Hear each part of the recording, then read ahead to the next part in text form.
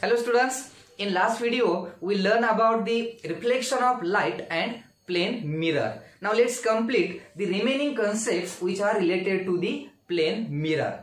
Our next concept is the number of images formed by two inclined plane mirrors.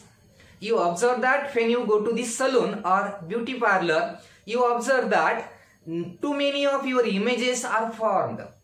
Why this number of images are observed in the salon? What is the reason behind this? काय कारण असेल की आपल्याला salon मध्ये आपल्या दोन किंवा त्यापेक्षा जास्त अशा नंबर ऑफ इमेजेस तयार झालेल्या दिसतात? The answer is in salon there are number of mirrors also. Salon मध्ये दोन किंवा त्यापेक्षा जास्त काय असतात? मिरर्स असतात. त्यामुळे आपल्याला आपल्या भरपूर अशा इमेजेस तयार झालेल्या दिसतात. Then what is the reason behind this? Why we observe our number of images? Simple concept है. Suppose these are the two plane mirrors. These are the two plane mirrors and these two plane mirrors are inclined at an angle theta. या दोन plain मिररच्या मध्ये असलेला angle जो आहे तो किती आहे? Theta. and this is the angle bisector. What is this? This is the angle bisector. So this angle will be theta by 2 and this angle will also theta by 2. Okay. Now place the object. Suppose this is our object. एक object आपण place केलंय in between these two plane mirrors. आता या ऑब्जेक्टच्या ज्या images आपल्याला दिसतील, दोन इमेजेस तर आपल्याला यातल्या डायरेक्टली दिसतील. Okay. The first image is formed in this mirror. Suppose आपण इथं उभा असेल, या ओ पॉइंटला आपण उभा आहोत आणि आपण या फर्स्ट मिरर मध्ये बघितलं तर आपल्याला आपली फर्स्ट इमेज मिळेल. आपण जर या दुसऱ्या इमेज मध्ये बघितलं तर आपल्याला याच्यामध्येही आपली एक इमेज मिळेल. म्हणजे आपल्याला आपल्या दोन इमेज ह्या दोन मिरर मध्ये तर डायरेक्टली दिसणारच आहे. then why we observe the number of images? The answer is the number of images are formed because of the multiple reflection of light. Here light undergoes the number of reflection or the multiple reflections. कशा reflect होत असतील light? आपण एखादी image ज्यावेळी तयार करतो त्यावेळी आपण याच्या काही रेज कन्सिडर. सपोज या ऑब्जेक्ट पासून येणारी ही रे आहे. This ray is incident on this second mirror. This is the normal and it gets reflected from this mirror.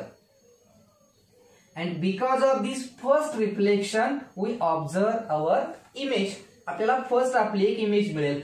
Second mirror म्हणून आपल्याला एक इमेज दिसते आता because of this first reflection.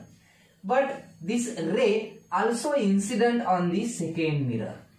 हीच रे सेकंड मिरर वरती नंतर जाऊन इन्सिडेंट होते and it gets reflected from this mirror also. आता इथं सेकंड रिफ्लेक्शन झालं एका सिंगल रेचंच. या एका रेचं इथं दोन वेळा रिफ्लेक्शन झालं and because of this second reflection we observe another image. म्हणजे इथं बघा हे फर्स्ट रिफ्लेक्शन, एक इमेज दिसणार आपल्याला directly. Because of this second reflection we observe one more image. Now what? Now let's consider the first mirror. या mirror कडे आपण असं तोंड करून उभा असेल तर आता इथं आपल्याला आपली डायरेक्ट इमेज याच्यातही एक दिसेल. ती एक फर्स्ट असेल. म्हणजे सपोज रे डायग्राम मध्ये दाखवायचं असेल तर suppose this is the ray coming from the object. आता ही फर्स्ट रे इथं अगोदर इन्सिडेंट होईल फर्स्ट मिरर वरती आणि आपल्याला एक इमेज मिळेल. Then it gets reflected from this first mirror and incident on the second mirror also. And it gets reflected from the second mirror. म्हणजे या रेचं सुद्धा इथं 2 times काय झालंय? रिफ्लेक्शन झालंय and we get one more image at this point. Number of multiple reflections लाईटची होतात आणि त्यामुळे आपल्याला आपल्या नंबर ऑफ दोन पेक्षा जास्त काय तयार होतात? इमेजेस तयार होतात. तर दिस इज इथं किती तयार होत असतील images? 4 images are form and this number of images are form depends on the angle between this two mirrors. या दोन मिरर्सच्या मध्ये जो अँगल आहे त्या अँगल वरती किती नंबर ऑफ इमेजेस तयार होणार हे सगळं डिपेंड असतं. मग हे कॅल्क्युलेट कसं करायचं? How will we calculate the number of images form? एक सिंपल फॉर्म्युला आहे त्यासाठी. आपण तो फॉर्म्युला बघणार आहे. फक्त त्यातल्या काही कंडिशन्स आहेत, त्या कंडिशन व्यवस्थित लक्षात ठेवणं गरजेचं आहे कारण त्याच्यावरतीच डिपेंड असतं की नंबर ऑफ इमेजेस किती फॉर्म्स होते. तर सपोज या दोन मिरर्स आहेत. The angle between this two mirrors will be theta and this is the angle bisector. आता इथं हे एक्झॅक्टली सिमेट्रिकल आहे आणि हा अँगल बायसेक्टर आहे. तर इथं या दोन प्लेन मिररच्या मध्ये आपण एक इथं ऑब्जेक्ट प्लेस केलं. Suppose this is our object. एक ऑब्जेक्ट प्लेस केलं इथं and we are going to calculate the number of images formed of this object. याच्यात किती नंबर ऑफ इमेजेस तयार होतील हे जर कॅल्क्युलेट करायचं असेल तर त्यासाठी जो फॉर्म्युला आहे, एक सिंपल फॉर्म्युला आहे.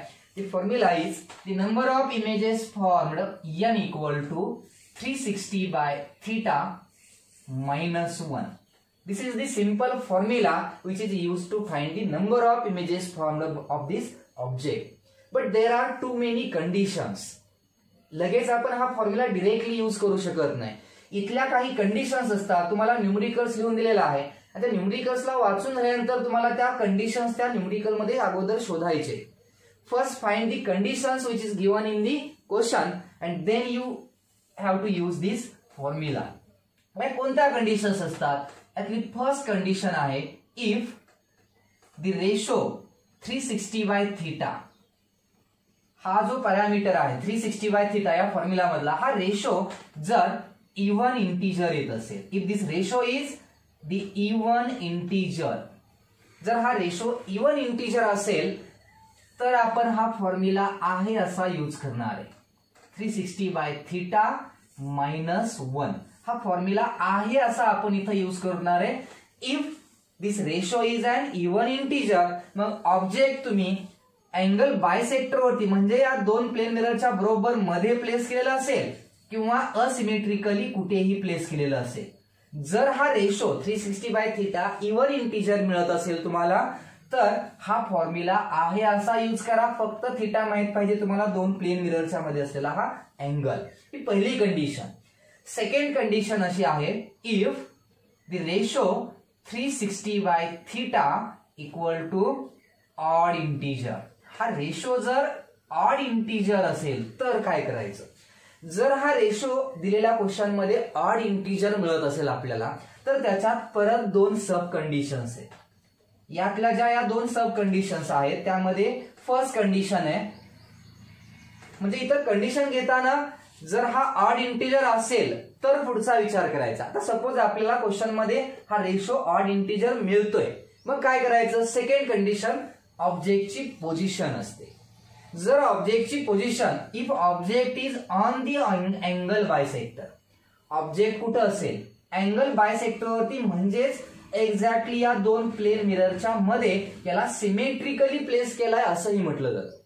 जर object if the object is placed symmetrically और if the object is on the angle bisector then use the same formula n equal to 360 by theta minus 1. म्हणजे तरी हाच फॉर्म्युला यूज करायचा आहे. मग हा फॉर्म्युला यूज कधी करायचा नाहीये?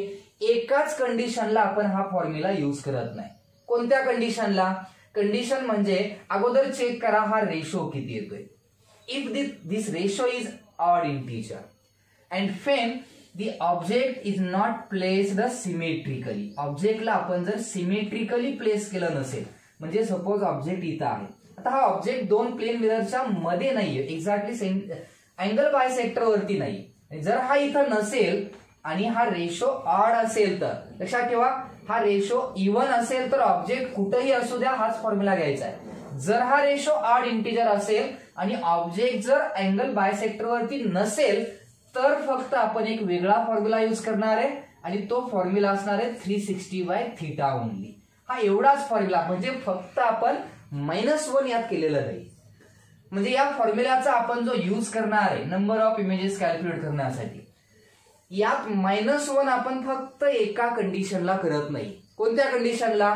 जर हा रेशो ऑड इंटिजर असेल आणि ऑब्जेक्ट असिमेट्रिकली प्लेस केलेला असेल, म्हणजे अँगल बायसेक्टर वरती नसेल ऑब्जेक्ट, तर आपण हा फक्त एवढाच 360 बाय थीटा एवढाच फॉर्म्युला काय करणार आहे? यूज करणार आहे. लक्षात आलं? या कंडिशन्स लक्षात ठेवा.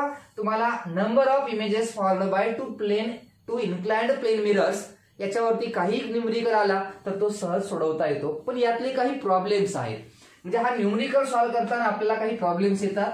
एक प्रॉब्लेम आहे जो तुम्हाला सांगतो मी, म्हणजे त्यावेळी कशा टाइपमध्ये ह्या कंडिशन्स घ्यायच्या. मी काही अँगल्स घेतो इथं, एक्झाम्पल म्हणून बघूया. हे अँगल जे आहे सपोज 30, 40, 50 असे वेगवेगळे अँगल्स कन्सिडर करूया आपण. सुरुवातीला या दोन प्लेन मिररच्या मध्ये असलेला अँगल किती आहे 30 डिग्री आहे. Okay, and if the angle is 30 degree then number of images formed n equal to, अगोदर काय चेक करायचं, the ratio 360/θ, here 360/3, so the ratio will be 12. 360/θ हा रेशो इथे किती आला 12. 12 is an even integer, then use this formula n equal to 360/θ minus 1, which is 12 minus 1 11. So the number of images formed of the object is 12. किती number of images formed झाले 11 number of images are formed.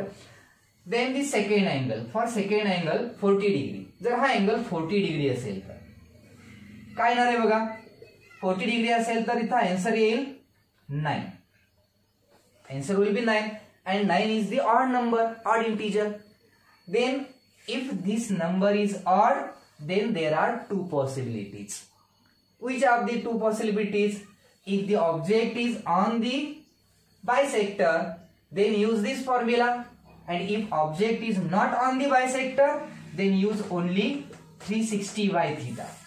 आता इथं question मध्ये ते दिलेलं असेल तुम्हाला की ऑब्जेक्ट हे बायसेक्टर वरती, अँगल बायसेक्टर वरती प्लेस केलेला आहे की नाही, किंवा सिमेट्रिकली आहे की सिमेट्रिकली नाही, त्याच्यावरती डिपेंड आहे. पॉसिबिलिटी म्हणजे दोन येणार, एक पॉसिबिलिटी 9 इमेजेस किंवा सेकंड पॉसिबिलिटी 9 minus 1 म्हणजेच 8 इमेजेस. म्हणजे इथं आन्सर 9 or 8 असंही लिहू शकता तुम्ही.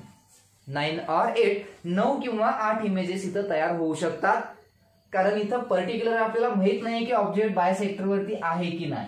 If the object is on the bisector then the number of images formed are 8, and if the object is not placed symmetrically then the number of images formed will be 9. Okay, now the next angle is 50 degree. Now if this angle is 50 degree, then what will happen, 0 gets cancelled, then this will be 36/5, 7.2. so this is the ratio 7.2. आता काय करायचं सांगा, हा odd पण नाही even पण नाही, कसं करायचं यावेळी, आणि अशा कंडिशन्स येतात एक्झाम मध्ये. 7.2 आले, आता कसा फॉर्म्युला यूज करणार. तुम्ही म्हणाल की सर तुम्ही सांगितलं होतं इव्हन आणि ऑड इंटिजर आला तर मग काय करायचं ते माहित आहे, आता याला काय करायचं. अशा वेळी लक्षात ठेवा, जर हा रेशो असा फ्रॅक्शन मध्ये मिळत असेल आपल्याला, पॉइंट मध्ये कितीही नंबर असेल तो, तर त्यावेळी जर फ्रॅक्शन मध्ये आला देन यूज दिस फॉर्म्युला. हा फॉर्म्युला आहे असा, मग ऑब्जेक्ट बायसेक्टर वरती असेल नसेल कुठेही असेल ऑब्जेक्ट, जर फ्रॅक्शन मध्ये नंबर आला तर तुम्हाला हा फॉर्म्युला आहे असा यूज करायचा आहे. पण परत येणार आणखी एक प्रॉब्लेम, सपोज मी हा फॉर्म्युला यूज केला, हा रेशो किती आला, this ratio is 7.2 minus 1, the answer is 6.2. मग हेच आन्सर ठेवायचं आहे का सर, नाही, असं आन्सर ठेवायचं नाही आपल्याला. याचा अर्थ झाला की 6 इमेजेस आहेत आणि दुसरी इमेज 0.2 आहे, असं तर होणार नाही. इमेजेस ह्या नंबर्स मध्ये इंटिजर नंबर मध्येच असणार आहे. मग अशा वेळी काय करायचं, then you have to take the next integer. 6.2 number आहे, नेक्स्ट इंटिजर कन्सिडर करायचा. हे जर 6.1 जरी असतं तरीही तुम्हाला 7 हाच नंबर घ्यायचा आहे. म्हणजे तुम्हाला नेक्स्ट इंटिजर कन्सिडर करायचा. हे जर 6.9 असतं तरी तुम्हाला 7च घ्यायचंय. म्हणजे जर फ्रॅक्शन मध्ये नंबर आला तर तुम्हाला नेक्स्ट इंटिजर कन्सिडर करायचा आहे. लक्षात ठेवा, या महत्वाच्या काही कंडिशन्स आहेत. This is about the number of images formed by 2 inclined plane mirrors. Simple concept आहे. या ज्या मी काय आता मी जी काही इथं तुम्हाला सांगितलंय या सगळ्या कंडिशन्स तुम्हाला नोट डाऊन करून घ्यायचे. नोटबुक मध्ये व्हिडिओ पॉज करायचा. हे सगळं जे काही आहे ते व्यवस्थित नोटबुक मध्ये तुम्हाला टायटल हे देऊन डायग्राम ड्रॉ करून नोट डाऊन करून ठेवायचे फॉर्म्युले, तरच ते तुम्हाला परत यूज करता येईल. ह्या कंडिशन्स तुम्हाला बुक्स मध्येही सापडणार नाहीत. छोट्या छोट्या कंडिशन्स असतात ज्या आपल्याला यूज करायच्या आहेत. त्यामुळे व्यवस्थित ह्या सगळ्या नोट डाऊन करून ठेवत चला, याचा तुम्हाला नक्कीच फायदा होईल. ओके, आणखी काही कंडिशन्स आहेत ज्या प्लेन मिरर्स रिलेटेड आहेत. 1-2 कंडिशन्स आहेत, शॉर्ट मध्ये सांगतो तुम्हाला, म्हणजे आपला प्लेन मिरर हा पार्ट जो आहे तो इथं संपेल. ओके, नेक्स्ट कन्सेप्ट काय आहे तर असे काही क्वेश्चन्स येतात नीट जेई मध्ये. A person want to see his complete image in a mirror. A person want to see his complete image in a mirror. Then what will be the minimum length of mirror required. असा एखादा question विचारला की तुम्हाला एखाद्याला आपली complete image mirror मध्ये बघायचे, तर त्याला मिनिमम किती हाईटची मिरर यूज करावी लागेल. तर याचं जे आन्सर आहे सिंपल आहे. तुम्हाला मी एका डायग्राम मधून दाखवतो. Suppose we have a plane mirror. एक प्लेन मिरर आहे आणि एक ऑब्जेक्ट आहे, एखादा पर्सन असेल, इथं उभा आहे तो.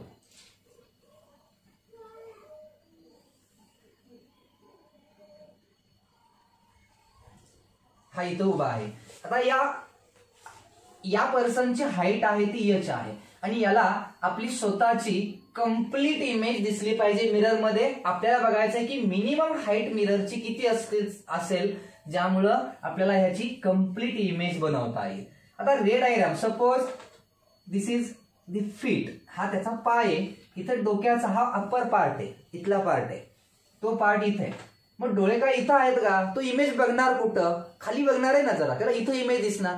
आणि मग त्याला जर इथं इमेज बघायची असेल, सपोज आपण असं म्हणूया की इथं त्याचे डोळे आहेत. ओके, इथं डोळे आहेत म्हणजे ह्याच्या या बॉडीवरून, त्याच्या बॉडीवरून रिफ्लेक्ट होऊन येणाऱ्या रेज अगोदर मिररवरती इन्सिडेंट होणार आणि after reflection it reaches to this eye. डोळ्यापर्यंत सगळ्या रेज येतील आणि मग त्याला काय दिसेल? इमेज दिसेल. मग आपण इमेजेस तयार करताना रे इथं कन्व्हर्ट झाल्या पाहिजे. इमेज कुठं तयार झाली पाहिजे? त्याच्या डोळ्याजवळ. म्हणजे सगळ्या रेज रिफ्लेक्ट होऊन कुठे आल्या पाहिजे? त्याच्या डोळ्याजवळ आल्या पाहिजे. मग एखादी रे मी कन्सिडर केली. सपोज एक रे घेतोय, एक्झाम्पल म्हणून सांगतोय, ही रे घेतली. इथं this ray will reflected back in this direction. ह्याच्यापर्यंत येते का? नाही. म्हणजे आपल्याला या रेची गरजही नाही. Suppose we take this ray. एक रे आहे, एक ही रे घेतली and after reflection it will reach the eye. इथपर्यंत आले. एक रे कन्सिडर केले आपण, फक्त इथपर्यंत येते. सेकंड रे इकडच्या एंड पासून घेतो आपण. आता इथून इथं येणारी रे तर सेम डायरेक्शन रिटर्न जाणार. इथं येणारी रे म्हणजे हायेस्ट अपवर्ड पार्ट मिररचा कोणता असेल की जिथून रे याच्या डोळ्यापर्यंत येऊ शकते. मी इथून अशी जर रे कन्सिडर केली तर रिफ्लेक्ट होऊन इथं येईल. Suppose this is the second ray. ही रे इथपर्यंत येऊ शकते. म्हणजे या रिजन मधल्या जेवढ्या रेज असतील तेवढ्या तिथं रिफ्लेक्ट होऊन जातील आणि मग आपल्याला काय दिसेल याची. आता इमेज कशी ट्रेस करतो आपण? जेवढ्या डिस्टन्सला ऑब्जेक्ट तेवढ्या डिस्टन्सला काय असते? इमेज असते. आपण इकडेही तेवढ्या डिस्टन्सला इमेज तयार करतो. या रिफ्लेक्टेड रेजचा ऍक्च्युअल पाथ जर आपण ट्रेस केला तर आपल्याला काय मिळते? इमेज मिळते. याचाही पार्ट ट्रेस करा तुम्ही, ऍक्च्युअल पार्ट ट्रेस करा, इथं इमेज मिळेल आणि मग हे आपल्याला इमेज मिळाली. Suppose this is object A B and this is the image of that object A dash B dash. Image ही मिळाली. मग मला सांगा, इथं तुम्हाला इमेज दिसते, ऑब्जेक्टची हाईट किती होती? h. आणि तुम्ही जर इथली जॉमेट्री यूज केली, हे नॉर्मल आहे तिथले, जर तुम्ही इथली काही जॉमेट्री यूज केली तर आपल्याला असं ऑब्झर्व करायला मिळेल, जर हे h असेल हाईट तर ही जी हाईट आहे एवढी h/2 असेल. जॉमेट्रीवर त्याची गरज नाहीये पण जॉमेट्री यूज केली आपण तर ही हाईट मिळेल आपल्याला. ही जी हाईट आहे ही किती मिळते? h/2. आणि जर आता me if I remove this part of mirror,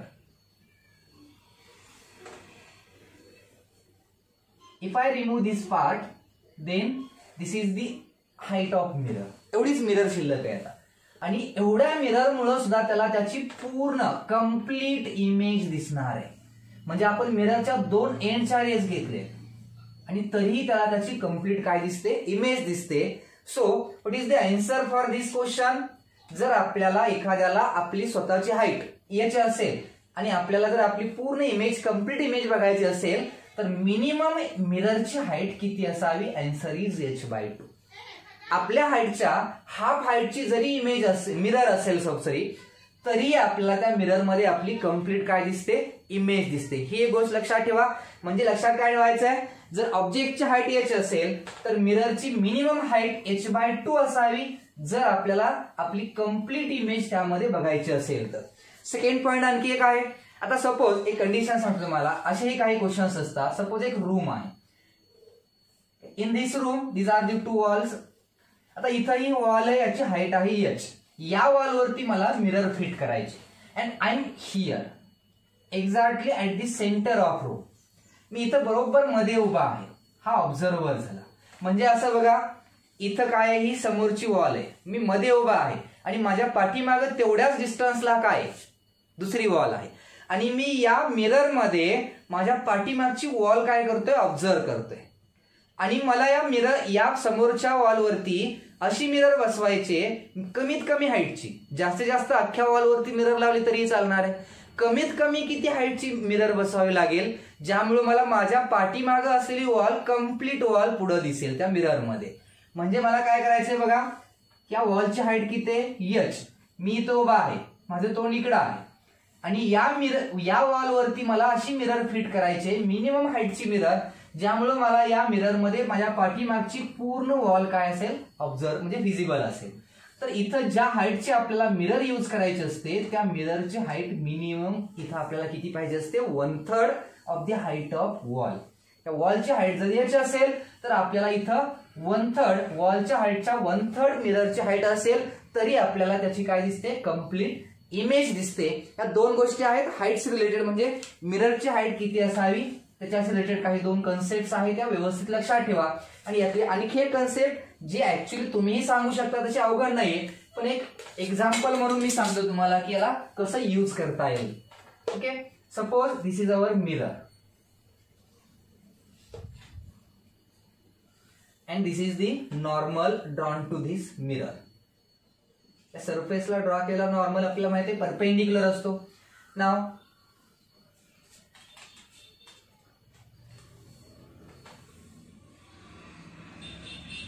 this is the incident ray and this is the reflected ray. This is the reflected ray. So this will be the angle of incidence and this will be the angle of reflection. आपल्याला माहिती आहे दोन्ही angle same असतात, I = R. आता हा question म्हणजे मी कशासाठी ही diagram draw केले, असेही काही क्वेश्चन्स असतात. If we rotate the mirror by an angle theta. Suppose we rotate this mirror. या मिररला मी काय केलं, आता रोटेट केलं. मिरर तीच आहे, फक्त मी याला काय केलंय, रोटेट केलंय. If we rotate this mirror by an angle theta. Theta एवढ्या अँगलने मी या मिररला काय केलंय, रोटेट केले. काय होईल सांगा आता इथं. हा आधीचा नॉर्मल होता, रेड कलरनं दाखवतो. म्हणजे सुरुवातीला जी मिरर होती, इन्सिडेंट रे, रिफ्लेक्टेड रे, हे सगळं मी रेड कलरनं दाखवलंय. आणि आता रोटेट केला तर याच मिररला, this mirror is rotated by an angle theta. आता मिरर इथं नाहीये, this is the mirror. Incident ray मी आहे अशीच ठेवलेली आहे. रिफ्लेक्टेड रे किती अँगलनं डेव्हिएट होईल सांगा. म्हणजे रिफ्लेक्टेड रे कुठं असेल किंवा कोणत्या साईडला जाईल, कशी जाईल. आता हा नॉर्मल, रेड कलरचा नॉर्मल या ब्लॅक कलरच्या मिरर साठी घेऊ शकतोय का आपण, no. Normal is what, it is the perpendicular to mirror. म्हणजे इथं नॉर्मलही काय, मिरर रोटेट केली की नॉर्मलही इकडे येणार आहे. म्हणजे आता नॉर्मल इथं आला असेल. So this is our new normal. मग या दोघांमधला अँगल किती, this angle will also be theta. हा अँगल किती झाला, थीटा. आणि आता या अँगलला आपण म्हणणार अँगल ऑफ इन्सिडन्स, कारण रे तर इथंच आहे. म्हणजे या ब्लॅक कलरच्या मिररवरती ही रे येऊन काय झाली, incident. This is the incident ray and this will the angle of incidence. Now the new angle of incidence is I+ theta. किती अँगलने मिररला रोटेट केलंय, theta. New angle of incidence is I+ theta. Then the reflected ray तर नसणार आहे. आता incident ray ही आहे, तेवढ्याच अँगलनं रे काय होते, रिफ्लेक्ट होते. So the new reflected ray is. आता नवीन ही जी रे रिफ्लेक्ट होणार आहे, ती रिफ्लेक्ट होणारी रे इकडं अशी या साईडला जाईल. This is our reflected ray. मग अशी कुठं होती लक्षात ठेवा, इथं होती ray. This is our reflected ray. And now this is the new reflected ray and this is the angle of reflection. हा मगाचा इथला R अँगल आहे असा आहेच. आता इकडं ऍडिशनल अँगल किती आला, थीटा. म्हणजे मगाशी जो अँगल होता R, त्याच्यामध्ये ऍडिशनल किती आला, थीटा. म्हणजे रियालिटीमध्ये रे जी आहे ती किती ना एक्स्ट्रा अँगल आले इथं. तर इथं यात ऍडिशनल थीटा आल्यामुळं याच्यातही ऍडिशनल काय आला, थीटा आला. आणि त्यामुळं टोटल जे डेव्हिएशन आहे रेचं, टोटल डेविएशन म्हणजे इथे लक्षात ठेवा, if the mirror is rotated by an angle theta, if the mirror is rotated by an angle theta, then the reflected ray deviates by an angle 2 theta. Reflected ray किती angle इकडे येते 2 थीटानं, कारण normal थीटानं इकडे येतो आणि त्यामुळे reflected ray आणखी थीटानं पुढे जाते. म्हणजे इथं थीटाचा रोल 2 वेळा आहे.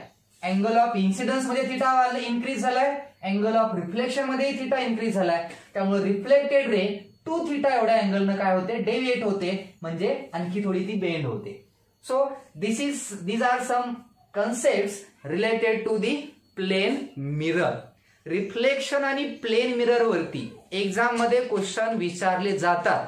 तुम्हाला हा पार्ट जास्त कुठं बुक्स मध्ये ऑब्झर्व करायला मिळत नाही, पण याच्यावरती एक्झामला क्वेश्चन आलेले आहेत. किंवा जे काही इतर न्यूमरिकल्स असतील, पुढे जाऊन तुम्हाला जे नवीन नवीन आणखी न्यूमरिकल्स येतील, त्यावेळी त्या न्यूमरिकल्स मध्ये तरी तुम्हाला ह्या कन्सेप्ट यूज करायचे असतात. जसं लेन्स शिकलो आपण, क्वेश्चन असतात एक प्लेन मिरर आहे, त्याच्यावरती एक लेन्स प्लेस केले आणि मग वरती एक ऑब्जेक्ट आहे, मग त्याची इमेज. अशा काही कन्सेप्ट असतात ज्यामध्ये प्लेन मिरर यूज केलेली असते. त्यासाठी तुम्हाला ह्या सगळ्या कन्सेप्ट काय करायचे, लक्षात ठेवायचे. ओके, सो इथं आपला प्लेन मिरर हा पार्ट संपतो. Now from the next video we are going to discuss about the spherical mirror. आता आपण प्लेन मिरर झालं, आता पुढच्या व्हिडिओ पासून आपण बघणार आहोत स्पेरिकल मिररशी रिलेटेड. Okay, thank you.